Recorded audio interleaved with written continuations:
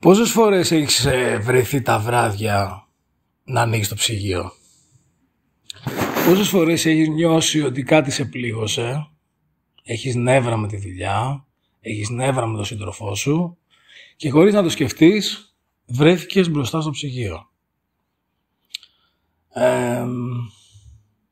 Νομίζω σε όλους μας έχει συμβεί αυτό και σήμερα θα μιλήσουμε για αυτό το πράγμα, το οποίο δεν είναι απλό, είναι βαθύ. Θεωρώ ότι γίνονται φιλότιμες προσπάθειες και πλέον τα αναγνωρίζει, το έχει καταλάβει ο κόσμος σε έναν βαθμό. Το θέμα είναι πώς δουλεύεται όλο αυτό.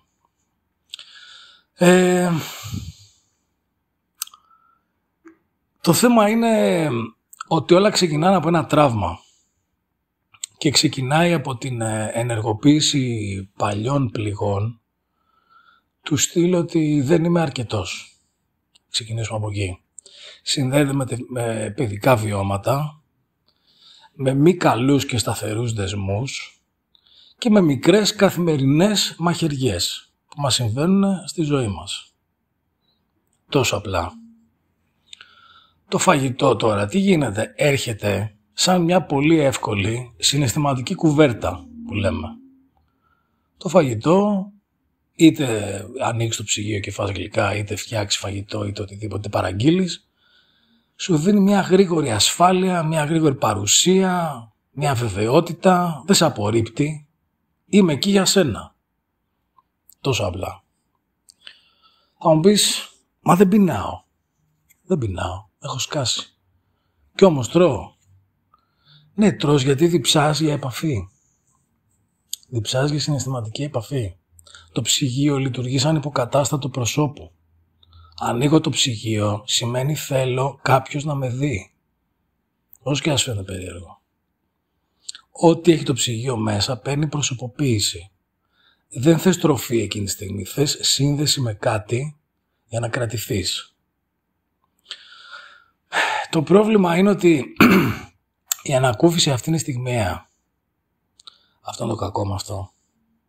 Ότι αυτό το συναίσθημα δεν ξεπερνιέται έτσι με ένα γλυκάκι από το ψυγείο. Μετά έρχεται η ντροπή, μετά έρχεται η ενοχή, μετά ο θυμός στον εαυτό και αυτός ο κύκλος ενοχής επαναλαμβάνεται και επαναλαμβάνεται. Τιμωρείς τον εαυτό σου πάλι, ξανατρως και πάλι τα ίδια. Δηλαδή είναι ένα πράγμα το οποίο δεν σταματάει.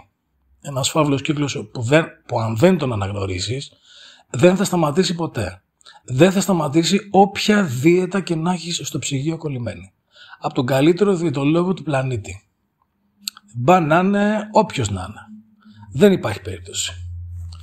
Και ξέρετε τι, η λύση δεν είναι να κρατηθείς.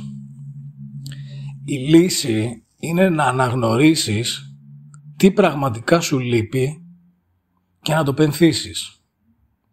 Τώρα θα μου πεις και πώς το κάνω αυτό. Εδώ μπαίνει η θεραπεία. Εδώ θες μια καλή θεραπεία, είτε με έναν άνθρωπο θεραπευτή, είτε με μια ομάδα. Εδώ θέλει κάτι να αναγνωρίσεις τι είναι αυτό που σου λείπει. Το οποίο, όπως καταλαβαίνετε, δεν είναι απλό να γίνει. Θέλει δουλίτσα. Αρκετή. Και εγώ σήμερα π.χ. που κάνω αυτό το podcast, έχω έτσι μια δύσκολη συναισθηματική κατάσταση. Και αντί να ανοίξω το ψυγείο λοιπόν αποφάσισα να κάνω αυτό το podcast. Οι διαιτολόγοι παλιότερα λέγαμε στους διαιτώμενους πάρε ένα φίλο τηλέφωνο, φάει μια τσίχλα, βούρτσε τα δόντια σου, πιες νερό, θα σου περάσει η πείνα. Δεν είναι έτσι. Πήγαινε μια βόλτα, θα ξεχαστείς.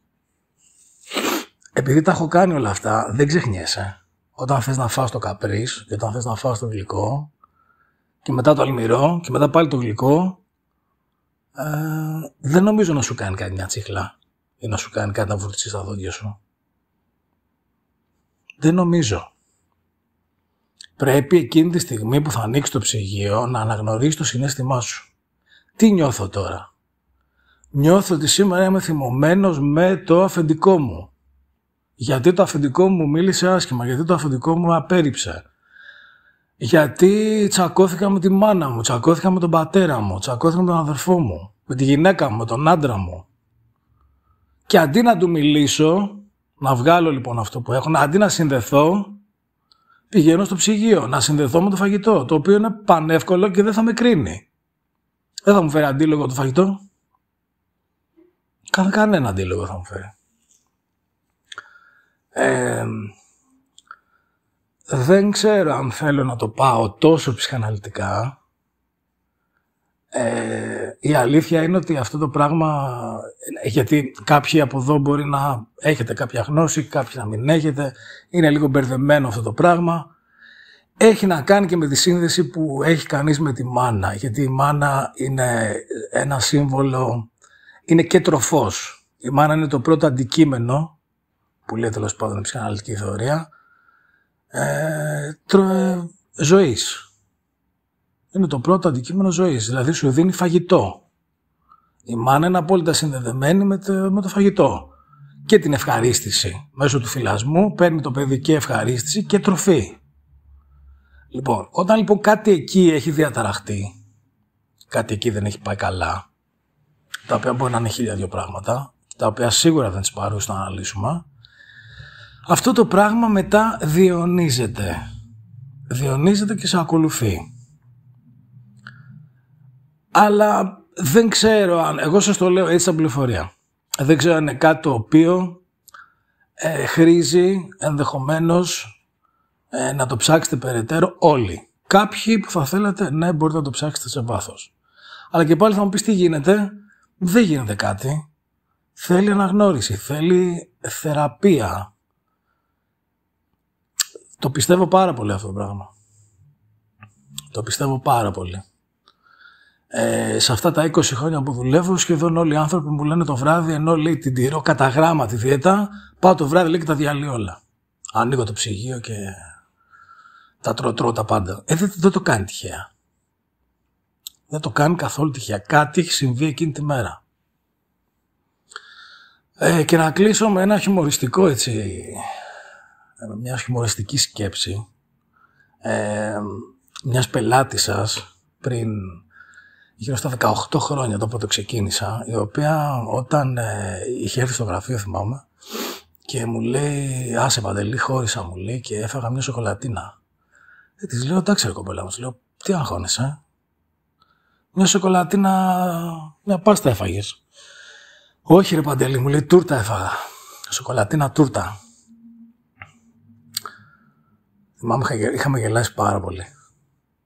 Γιατί χώρισε και έφαγε τούρτα. Τι θα της απαλύνει τον πόνο εκείνη τη στιγμή? Πιο εύκολα τι? Η τούρτα. Μάθετε να αναγνωρίζετε γιατί, μάθετε μάλλον να αναγνωρίζετε το συναίσθημα που έχετε εκείνη τη στιγμή που πάτε να φάτε. Δεν μπορώ να το πω πιο λιανά. Είναι ο μόνος τρόπος να περιορίσετε όλο αυτό το πράγμα. Να το κόψετε τελείως, δεν ξέρω. Μην σας λέω ψέματα. Εγώ δεν το έχω καταφέρει. Αλλά το έχω περιορίσει. Πολύ. Αυτά ήθελα να μοιραστώ. Καλή συνέχεια σε όλους και καλή δύναμη.